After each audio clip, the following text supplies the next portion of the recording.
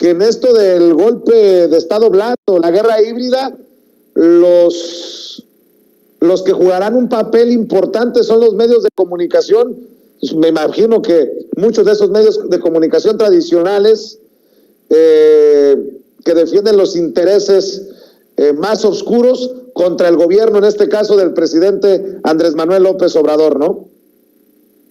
Por supuesto, mi querido Vicente. Mira, te voy a contar una historia muy pequeña. Hay un señor que se llama Ricardo Rafael de la Madrid. Él escribió, se atrevió, no tuvo el pudor, más bien no lo tuvo, y escribió un libro que se llama Mis Reyes, y es como un autorretrato. Es decir, estamos hablando de gente que siempre ha defendido al régimen, al antiguo régimen, y que no tiene ni siquiera la fortuna intelectual de ofrecer buenos textos. Es decir, tú sabes que yo soy un escritor de una época, de otros tiempos, pero no tienen la finura de llevar a cabo un texto que realmente sea contradictorio contra un régimen. Es decir, que Ricardo Rafael haya hecho lo que hizo, hay gente en prisión, lo hemos platicado. Entonces no hay ningún tipo de justificación para que ese tipo de intelectuales, pseudointelectuales, estén dentro de en la pantalla pública, es decir, en el mundo editorial. No lo es, no es un impostor absolutamente. Y el propio Ricardo Sevilla también lo ha exhibido en sus triquiñuelas, y bueno, pues es como un palazuelos, porque finalmente ese señor se apellida de la Madrid, y el propio Palazuelos presumió que estuvo dentro de esa casta, dentro de ese linaje, y obviamente pues el propio Ricardo Rafael estaba involucrado en ese asunto. Entonces sí tendríamos que investigar por qué efectivamente se tiene que revelar cuánto ganan todos esas gentes, o sea, cuánto se metieron, cuánta triquiñuela hicieron y por qué viven de esa manera como viven, como se dice en mi barrio, de ricachones, mi querido Vicente. Así es, déjame sumar a la mesa de diálogo, mi querido Gerardo, a nuestra diosa poblana, como le he llamado yo, el apodo no digo del año, del lustro, a Meme Yamel, nuestra corresponsal, quien también es blanco de esos ataques de quienes nos odian en las redes sociales. Creo que andan soltando mucho billete para que te hagan videitos, Meme, de por qué no te sumas a la protesta de los periodistas en la mañanera y por qué rompiste el pacto, un pacto que no existió. Ayer nos lo confirmó Nancy Flores de Contralínea, y ya me contarás tu opinión acerca de lo ocurrido en la mañanera ayer y de lo que está ocurriendo en torno al, entre comillas, gremio periodístico. ¿Cómo estás, Meme? Hola, mi querido Vicente, espero que se vea y se escuche bien, que ya andamos haciendo aventuras, ya estamos haciendo travesuras, pero tienes toda la razón. El día de ayer no hubo ningún pacto, ningún acuerdo. A mí nunca me preguntaron si quería entrarle o no, nunca me dijeron si se habían puesto de acuerdo o no. Yo llegué a la conferencia de prensa y como es muy fiel a Sin Censura, pues llegamos a la conferencia de prensa a preguntar, no nada más a sentarnos. Que no nos den la palabra siempre, pues es otra cosa. Ya habías dejado la víbora chillando desde el viernes pasado, pues me queda claro. Aparte el presidente dijo que iba a ser una conferencia corta. Entonces, vaya, cuando uno va, desde mi perspectiva, pues va a hacer preguntas, no nada más va a ir a cubrir o a sentarse a ver qué pasa, en serio. El asunto de todo esto es que obviamente se vio como hubo una organización entre algunos compañeros, que de hecho el que hace la pregunta ni siquiera nos obliga en su pregunta, dice quienes se quieran sumar, adelante. Yo lo dije desde un principio, yo no creo que el silencio sea la mejor manera de protestar si eres prensa, porque lleva muchos años la prensa callada, entonces es pues hacerle lo que quieren, o sea, si decidimos vamos a quedarnos callados, entonces esta prensa dice, pues vamos a protestar no haciendo preguntas, pues es que es exactamente eso lo que están buscando de la prensa, callarla, y yo no creo que esa sea la vía. Respeto las diferentes formas de expresión, las diferentes formas de manifestación, pero no comparto esa protesta. Ahora, es bastante vergonzoso ver cómo hay varios personajes que nunca se han preocupado por la prensa, incluso siendo compañeros, hablo de varios comunicadores, que nunca se han preocupado por la prensa. Y tú bien lo sabes, Vicente, y lo sabe Toñito, que trabajaron en sus inicios en este tipo de medios de comunicación, que los que están peor pagados son los reporteros, son los camarógrafos e incluso los productores.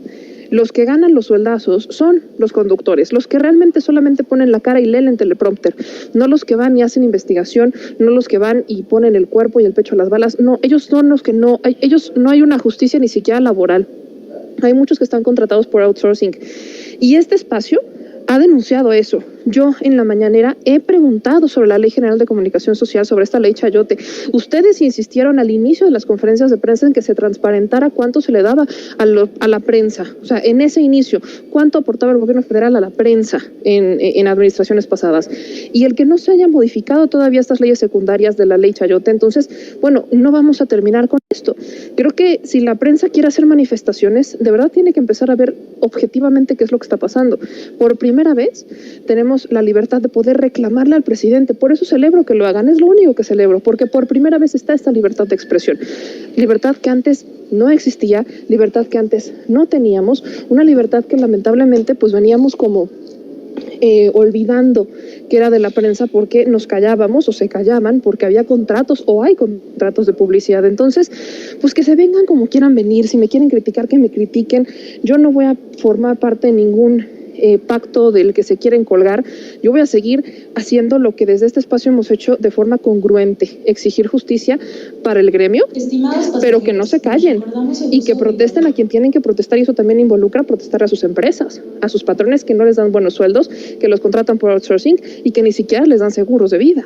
O sea, habrá que ver ese lado porque a ellos no los veo que protesten. Entonces, si se enojaron porque yo después alcé la voz, les dije, bueno, pues sí, enójense, yo eso voy a la conferencia de prensa y mi solidaridad está con la prensa que hace su trabajo y que no se calla, porque para eso estamos. Y por el otro lado, pues en este minuto de silencio, subí el video, se los compartí, en donde se podía ver cómo los propios compañeros prefirieron algunos grabar, no sabían qué hacer, si grabar o quedarse en el minuto de silencio. Nancy se quedó en silencio, yo me quedé en silencio, otros dos compañeros se quedaron en silencio y los demás estaban grabando a ver a quién encontraban, ¿no? A ver cómo cazaban la nota, a ver quién pasaba y quién no. Si se molestaron porque me vieron ahí parada, pues sí, mi solidaridad está con los compañeros, con el gremio que lo sufre, con el que lo merece, no con el que se quiere colgar de estos lamentables hechos. Entonces, como aquí no hay línea, yo te pregunto, ¿tú tampoco eres Loret? Por supuesto que no me insultes de esa manera. O sea, no, ya nos nada más así. aclarando el punto, porque la gente no entiende que aquí no hay línea. Que ni siquiera tú me avisaste que esto iba a ocurrir, ni siquiera platicamos después de que ocurrió. ¿Por qué? Porque somos libres como el viento. Exactamente, somos libres como el viento. Y vaya, es que se lo digo a la audiencia, ¿no? Vicente y yo nos conocemos bien, conozco al equipo, sabemos quiénes somos. Creo que ni siquiera entraba nos preguntamos, sabemos lo que pasó porque sabemos cómo operan. A mí me agarró de sorpresa que esta prensa dijera, aquí estoy. O sea, a mí sí me agarró como sorpresa el que dijeran, vamos a pedir un minuto de silencio, o el que dijeran, no queremos hacer preguntas. A mí nunca me preguntaron, nunca hubo un acuerdo, nunca nos dijeron, oigan, hacemos esto, no lo hacemos. Jamás. Fue una decisión que hasta este momento yo estoy asumiendo que fue tomada de voluntad por este reportero y es muy respetable, así como es muy respetable quienes han decidido no sumarse como nosotros o quienes han decidido protestar de otra manera o quienes han decidido seguir empujando y hacer justicia, ¿no? Déjame poner este tema sobre la mesa, Gerardo, Meme, porque hace unos días Aristegui publicó un estudio o una investigación de Signalab que nos señalaba a cuentas como Vicente Serrano de Sin Censura de ser líderes o parte de una red que genera una concatenación de esfuerzos para defender al presidente y atacar a sus críticos. Así, con nombre y apellido, hicieron referencia en varias ocasiones en este estudio, disque investigación de Signalab, que publica Carmen Aristegui en su espacio Aristegui Noticias. Y me llama mucho la atención porque, ojo, el periódico La Jornada hoy publica que se ha soltado una guerra mercenaria digital que mediante cuentas de Twitter y una presunta inversión cercana a 7 millones de pesos a la semana, 7 millones de pesos a la semana, busca atacar al presidente Andrés Manuel López Obrador y a la jefa de gobierno Claudia Sheinbaum. Ojo con esto. ¿Y por qué de esto no investiga Signalab? ¿Porque eso no es de interés o porque eso golpea los intereses conservadores de derecha que tendrían ocultos? Mi querido Gerardo, ¿cómo ves? 7 millones a la semana de una guerra mercenaria digital, sobre todo contra Andrés Manuel López Obrador y Claudia Sheinbaum en la capital. Páginas de internet interviniendo en la elección política. Es decir, estaba Steve Bannon, por ejemplo, y todo eso es manipulable. O sea, eso es completamente una manipulación de la información cibernética. ¿Por qué? Porque han tirado, ¿cuántas veces han tirado sin censura? ¿3 veces? ¿Por qué hay una intervención cuando estuvo mi tocayo Fernández Noroña? ¿Por qué existe eso? ¿Por qué? Porque están pagados, porque existe una intervención política, porque son cuestiones políticas cibernéticas. ¿Por qué está Julian Assange en prisión? Por ejemplo, cuando el presidente dijo que venga, la derecha reaccionó a la mala, como siempre, pero hay todo un movimiento de la gente que está haciendo otro tipo de medios electrónicos en ese sentido. Y por ejemplo, que La Jornada, por ejemplo, publique ese texto que me acabas de mencionar, pero también tienen cola que les pisen. Pues vámonos tranquilos. La derecha está trabajando en todos lados, en la izquierda y en la derecha. Entonces, yo creo que en ese sentido yo pienso que se tiene que regular, se tiene que y sobre todo investigar por qué hay tanto dinero dentro de la vida cibernética. O sea, yo, por ejemplo, en mi Facebook publico cosas que a nadie le importan, pero todo el mundo te está espiando. O sea, seguimos viviendo un mundo de espionaje. Y tú, mi querido Vicente, tú sabes que tú has sido víctima de espionaje y tú has sido víctima de ello. Entonces, vamos a seguir viviendo en ese momento, pero se tiene que superar. O sea, ya no tendríamos que estar aceptando que se espíe a la gente, que ya no haya ningún tipo de intervención, incluso financiera. Por ejemplo, ¿cuántas veces te han acusado de que tú recibes chayote? Muchísimas veces. Entonces, tendríamos que hablar claramente, como dijo el presidente, pues, de cuánto ganan todos ellos, porque nosotros estamos bien apaleados, mi querido Vicente. Oye, Meme, a ver, los 3 párrafos los primeros 3 párrafos de la nota que publica La Jornada. Morena en la Ciudad de México denunció la existencia de una guerra mercenaria digital que mediante cuentas de Twitter y una presunta inversión cercana a 7 millones de pesos a la semana busca atacar al presidente Andrés Manuel López Obrador y a la jefa de gobierno Claudia Sheinbaum. A su vez, Manuel Padrón, egresado de la UNAM y especialista en análisis de datos por el Centro de Investigación y Docencia Económicas, el CIDE, explicó que la semana pasada fueron analizados 161,418 tweets en los que se identificaron 6 cuentas, entre ellas la del medio de comunicación Latinus, del periodista Carlos Loret de Mola y de Mexicanos contra la Corrupción y la Impunidad, cuyo dueño es Claudio X González, que promueven conversaciones negativas y estas son reproducidas por bots o cuentas de reciente creación u otras que no cuentan con seguidores cuyo fin es propagar de manera masiva los mensajes. En conferencia de prensa, el experto indicó que del total de mensajes analizados, 49% implicaban conversaciones negativas contra el gobierno que son promovidas por las diversas cuentas vinculadas con personajes que apoyan y halagan al expresidente Felipe Calderón Hinojosa, al panismo y a la derecha en general, mi querida Meme. Estoy de hecho leyendo este hilo que hacen en Poets UNAM, en donde justo retoman parte de la información que compartes. Y se me hace muy interesante el siguiente dato. Se identificaron 488 cuentas creadas días antes de que surgiera la tendencia en conjunto. Estas cuentas publicaron 1,230 tweets. Entre el 11 y 12 de febrero fue el día en donde hubo un máximo de la creación de estas cuentas. Entonces, ¿esto qué nos quiere decir? Que por supuesto hay una estrategia. Esto no fue algo que se saliera de la manga, no fue algo que se imaginara, no, esto fue una estrategia. Y cuando logramos identificar que hay una estrategia, entonces logramos darle fundamento a que esto está con miras a desacreditar, a golpear. Y es por eso que se exige transparencia. Seamos muy honestos. El que nada debe, nada teme. Si lo hacen de forma orgánica, no hay problema. Si es de forma legítima, adelante. Pero si lo que quieren es inflar cuentas, inflar tendencias, yo solo les recuerdo que las tendencias no votan.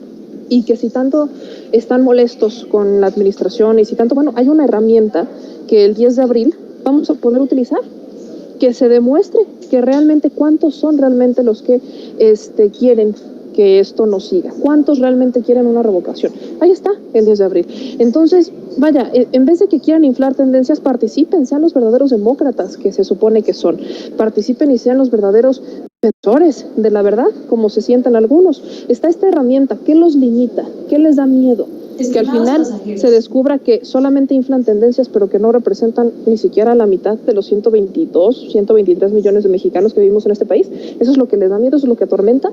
Pues vaya, vamos quitándonos los miedos, vamos quitándonos las máscaras. Si es legítima la crítica, adelante, se debe de criticar cuando se tiene la necesidad de criticar. Pero si lo único que van a hacer es inflar, decir que 1 millón de personas estuvieron en un space, bueno, yo solo les recuerdo que 1 millón no significa absolutamente nada en unas elecciones, no significa absolutamente nada en una administración. 1 millón en un país de 123 millones es una minoría muy amplia. Y es que eso es lo que da miedo. Da miedo que al final se termine descubriendo que es solo el 1% del país el que está en contra, que los demás podrán no estar 100% a favor, pero perfectamente podrían buscar generar un balance, o criticar y celebrar algunas cosas. Vaya, no se trata de aplaudir, se trata de criticar y reconocer, de no olvidar el contexto, de centrarse en dónde estamos. Lamentablemente tenemos muchos personajes que insisten en decir que esta es la peor administración que ha tenido el país. Compruébenlo, ahí está la revocación de mandato, está el 10 de abril. ¿Qué los detiene? Las tendencias no votan, las tendencias no van a generar un cambio en la política pública, son única y exclusivamente pantallas que se están creando, pantallas que crean para cambiar la percepción de la realidad, y eso es manipulación. Y ahí está Roberto Madrazo, y ahí está Lasraki, y ahí está Javier Lozano, y ahí están todos estos personajes que quieren cambiar la percepción de la realidad, porque créanme, la gente que lo sigue defendiendo es muy poco probable que sea gente que se vaya a beneficiar de alguna política pública. En realidad es gente que lo único que está haciendo es servirles de instrumento para que ellos sigan defendiendo un discurso que eventualmente va enfocado a recuperar privilegios, no los privilegios de las mayorías poblacionales, porque las mayorías no tienen privilegios. Hablamos de los privilegios del 1% que utilizaba la filantropía o la caridad como una estrategia fiscal. Déjenme 2 temas, si me permiten, para cerrar que ha generado ruido. La ex primera dama de Veracruz, la ex esposa de Javier Duarte, corrupto confeso, ex gobernador priista de Veracruz, Karime Macías será extraditada a México. O sea que si merece abundancia, tendrá que ser en pesos. Entendió el que entendió. La Corte de Magistrados de Westminster, en Londres, Inglaterra, dio luz verde a la extradición a México de la ex primera dama de Veracruz, Karime Macías Tubilla, reclamada por las autoridades mexicanas por presunto fraude. El juez del caso, Paul Goldspring, dijo en una vista judicial que las pruebas son suficientes para autorizar la extradición. México solicitó la extradición de Karime Macías, ex esposa del exgobernador de Veracruz, el expriista Javier Duarte, en relación con fraudes presuntamente cometidos en el DIF Veracruz, pero que ella rechaza.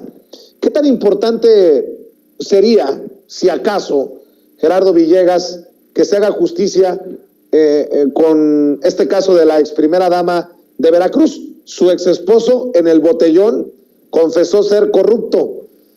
Se me hace que se le complica la cosa a la señora, ¿no? Mi querido Vicente, ¿quién crees que hizo el montaje de la entrevista a Javidú? Fue Loretito. O sea, Loretito hizo el montaje de la entrevista y Javidú llevó todos sus expedientes para irse a entregar a la justicia y se peló. O sea, ese es un delito más del peñanetismo. Es completamente un acto absolutamente de corrupción. ¿Por qué? Porque mintieron, porque son unos corruptos mentirosos. Y bueno, tú ya dirás lo demás, pero bueno, o sea, y tiene que ser. ¿Y sabes qué va a ser lo más malo? Perdón que lo diga, pero ella va a salir impune. Va a venir aquí, la van a encarcelar y va a salir. O sea, eso es lo que tenemos que combatir. O sea, ¿por qué no hay justicia en este país? Va a salir. Yo te lo voy a decir desde hoy. Ahora sí que guarda este tuit. Yo te estoy diciendo que va a salir libre. ¿Por qué? Porque en este país no hay justicia. ¿Por qué? Porque ya no existe el concepto de eso. Entonces, pero tendremos que decir, eso sí, se puede publicar, que sí es un producto del peñanietismo, cuando decía con Denise Merker, es el nuevo PRI, y estaban todos bien Felipes. O sea, ¿y tú crees que Denise Merker tendría la cara para salir a la calle? No, por supuesto que no. ¿Por qué? Porque mintió, porque fue cómplice de todo eso y en colaboración con Televisa. Entonces, mi querido Vicente, eso es lo que es. Aunque es una oportunidad para que un caso mediático de este nivel mande el mensaje de que no hay impunidad, de que hay cero tolerancia. Imagínate la mujer que escribía en su diario Meme que merecía abundancia, que termine pues no con la abundancia que pretendía a costilla de los veracruzanos, sino en el botellón pagando por cualquier delito que le puedan comprobar en su contra. ¿Cómo ves tú? Mira, yo te soy honesta, creo lo mismo que estoy escuchando. No creo que vaya a haber justicia. Y voy a decir honestamente por qué. Hace unos meses, no tiene mucho, ya serán incluso semanas, la Fiscalía General de la República cerró, le dio carpetazo a esta investigación en donde se buscaba comprobar corrupción que existió en la sentencia que le dan a Javier Duarte de 9 años.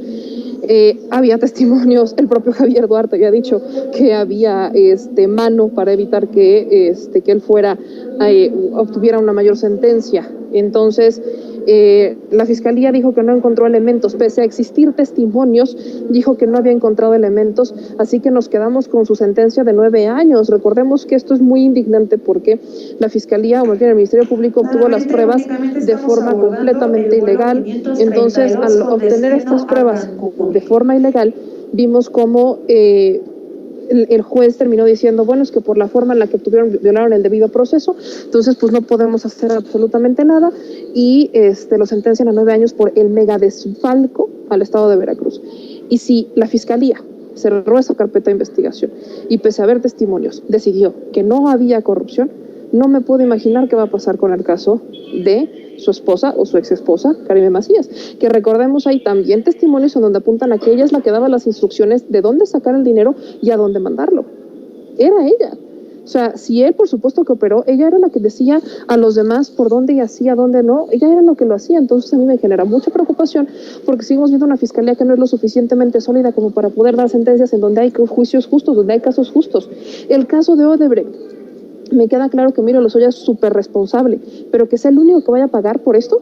O sea, que los sobornos de Odebrecht llegaron exclusivamente a manos de Emilio Lozoya y los demás, y Enrique Peña Nieto y la campaña, ¿en dónde está todo esto? Por supuesto que es molesto cuando vemos que la fiscalía dice esto y cuando el presidente incluso dice que le tiene mucha confianza al fiscal. Me quiero pensar que esto es parte de una estrategia para al final obtener varias sentencias, pero no veo que el camino sea ese.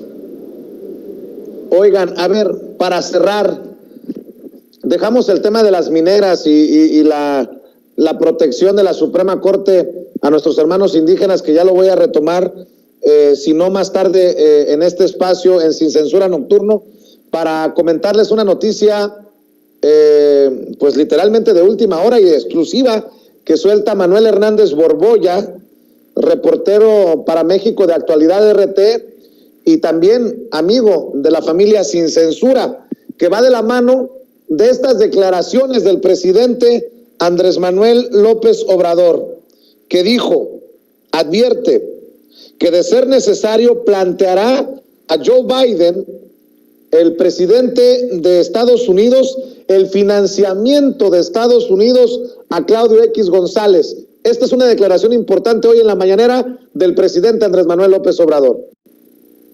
Además, hay otro asunto que no vamos a dejar de tratar. Y si es necesario, se lo voy a plantear al presidente Biden. Porque toda la campaña en contra nuestra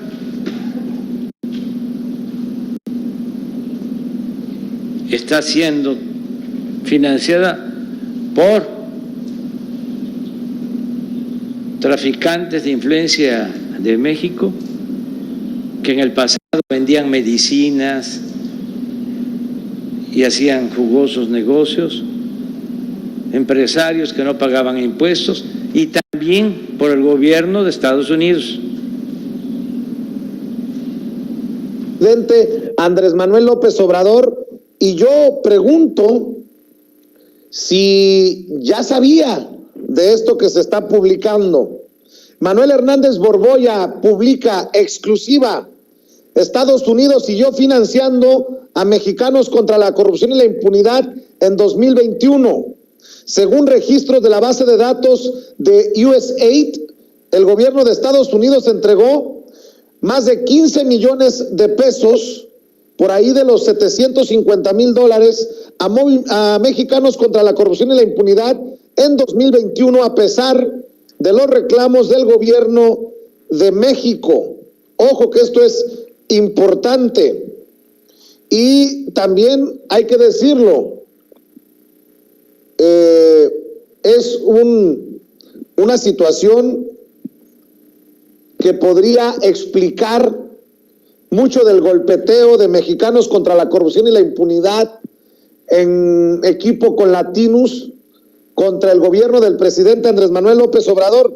Y de confirmarse esta información, pues también exhibiría a Carmen Aristegui, que le hace el juego a 3 periodistas que dice ella respeta mucho, pero que trabajan en Mexicanos contra la corrupción y la impunidad, querido Gerardo Villegas.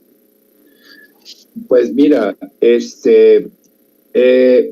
seamos sinceros, o sea, hay instituciones creadas por intereses privados, como el ITAM, por ejemplo, y yo creo que en ese sentido tenemos que denunciarlo y tenemos que decirlo. No son precisamente gente que esté de acuerdo con el pueblo. Yo creo que lo que está haciendo, por ejemplo,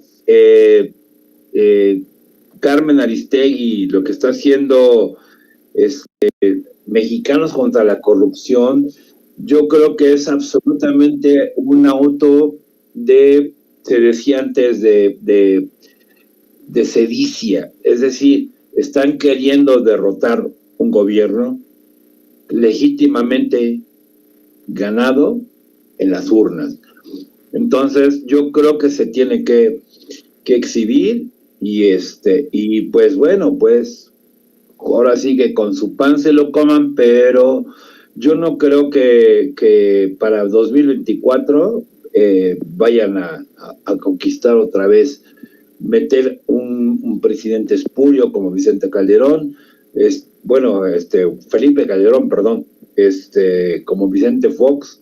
Yo creo que es momento en el que ya el pueblo ya maduró, y lo dijo Andrés Manuel, y tenemos que también nosotros, de otra forma, ya decidir que sí hay dos tipos de actitudes en este mundo político en México. O sea, nosotros ya no podemos estar quitándonos la máscara diciendo que somos de izquierda, como Waldenberg, como Ciro Murayama, como ¿cómo se llama este hombre? No sé, un tipo ahí del PRD, no sé cómo se llama este cuate.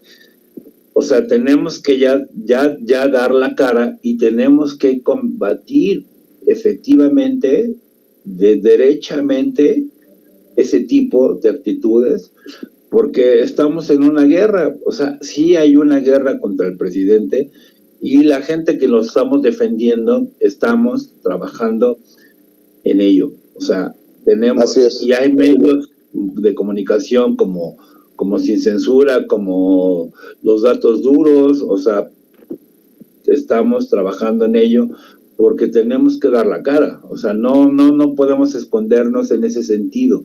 Yo creo que tenemos que dar la cara, y así va a ser, porque el presidente mismo lo dijo, que se caigan las máscaras, ya se nos cayeron a todos. Bueno, pues vamos a dar la cara. Entonces, en ese sentido, mi querido Vicente, un saludo a la querida Meme Yamel, y pues te mando un abrazo muy gentil. Gracias, Gerardo. ¿Por qué no cierras invitando a la gente a tus espacios, a tus redes? Bueno, que se metan a www.pleroma.com.mx y que se metan a @pleroma0 con Z. Ahí es un espacio de cultura, y bueno, pues aquí estamos trabajando con ustedes, y ahora sí quedando la cara, mi querido Vicente. Un abrazo, Gerardo Villegas, el maestro Gerardo Villegas, hablando con nosotros sin censura. Y Meme, veo que Sósimo Camacho y Erika Ramírez, corresponsales de la revista Contralínea, también firman una nota, un reportaje en la revista que dice: Estados Unidos sigue financiando opositores del gobierno de Andrés Manuel López Obrador, de acuerdo a Aníbal García. El maestro Aníbal García Fernández explica que incluso las asociaciones USAID y NET financian a empresarios como Andrés Holzer, vinculado a Claudio X González Guajardo. La Agencia de los Estados Unidos para el Desarrollo Internacional y la Fundación Nacional para la Democracia continúan financiando organizaciones opositoras al gobierno del presidente Andrés Manuel López Obrador, como Mexicanos contra la Corrupción y la Impunidad. Ello en el contexto de la estrategia de golpe de Estado blando que se desarrolla en este país. Así lo expone Aníbal García Fernández, maestro en estudios latinoamericanos por la UNAM. En entrevista con Contralínea, el especialista explica que tanto la USAID como la NET no paran y suministran recursos a organizaciones que se han manifestado en contra del proyecto de la Cuarta Transformación, de revisión del presupuesto a Mexicanos contra la Corrupción y la Impunidad, presidida por María Amparo Casar y fundada por Claudio X González Guajardo. Dice el académico universitario, se desprende que entre 2018 y 2019 recibió unos $736,000. Asimismo, México Unido contra la Delincuencia recibió $70,000 en 2021, y México Evalúa entre 2018 y 2019 obtuvo $85,000. Eso también en 2020. Y bueno, pues agrégale lo que acaba de dar a conocer Manuel Hernández Borboya, querida Meme, que señala que en el 2021 Mexicanos contra la Corrupción y la Impunidad recibió más de 15 millones de pesos, cuando Claudio X González andaba con su putrefacta alianza del PRI-ANRED y sus intentos golpistas contra Andrés Manuel López Obrador y su defensa infructuosa del aeropuerto de Texcoco, Meme. Es que este es el tema, es exactamente el tema. Hay que primero reconocer que el financiamiento que está dando Estados Unidos a este tipo de organizaciones no podemos validarlo como si fuera un organizamiento que da una prensa libre.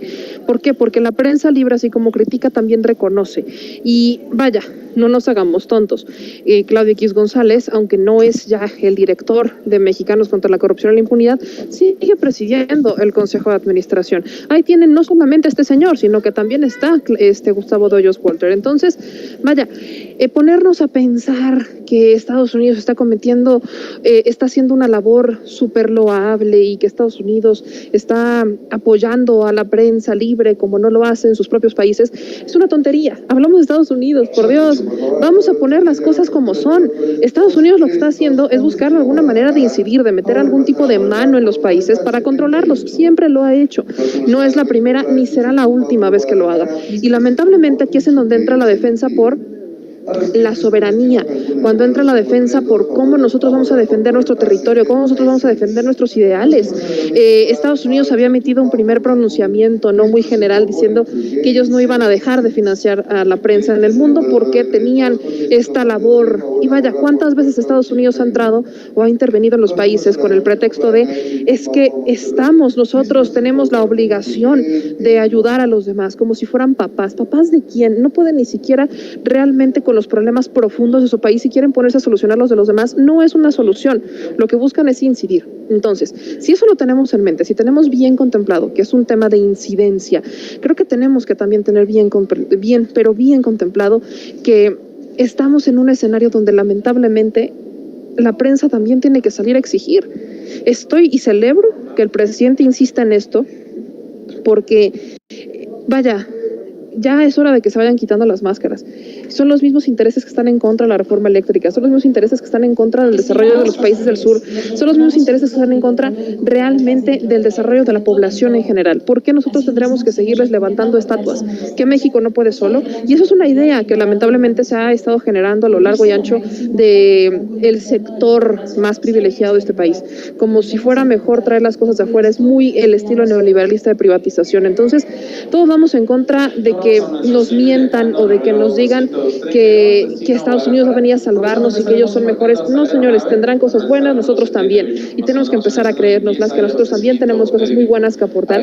Y empecemos por cuestionar a nuestra prensa, pues pensemos por cuestionarlo. Y lamento profundamente que yo también reconozco cómo hay muy buenos periodistas dentro de Mexicanos contra la Corrupción y la Impunidad. Pero eso no es suficiente.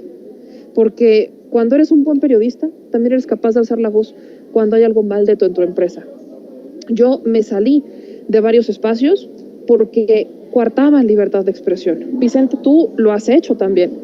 Creo que un buen periodista o alguien que decide quedarse y dedicarse a esto tiene la obligación de reconocer y también de señalar los errores en donde se trabaja.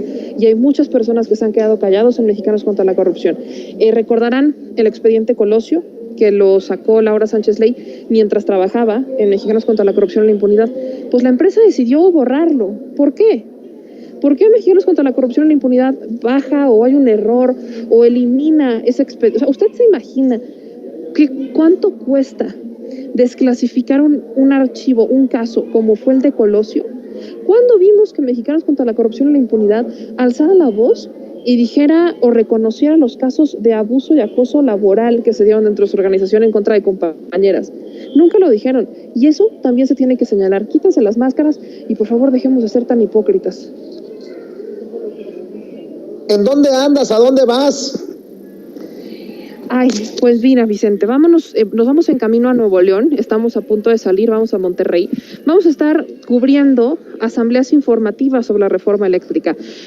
Son pocos los legisladores que han estado organizando estas asambleas en sus estados, entonces vamos a ir a cubrirla de Nuevo León. Mucha gente nos decía, es que aquí no se habla sobre la reforma eléctrica, y pues vamos a ir.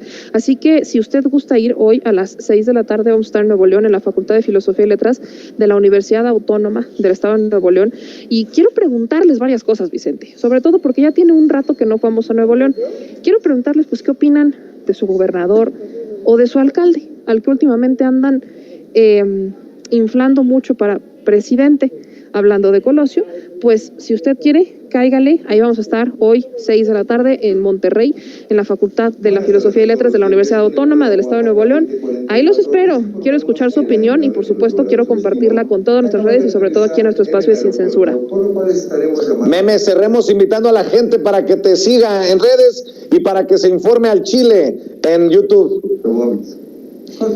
Pues nos vemos en mis redes sociales, @memeyamelca, ya saben cómo me encuentran, Facebook, Twitter, YouTube, Instagram, TikTok, Twitter, en todos lados. Y aquí nos vemos como siempre una vez a la semana cuando la noticia lo requiera y en las mañaneras, mi querido Vicente. Claro que sí, te mando un abrazo, mucho cuidado. Abrazo, estamos en contacto. Gracias, Meme Yamel, nuestra corresponsal en Palacio Nacional, nuestra diosa poblana. Vámonos con nuestra reina de Xochimilco, nuestra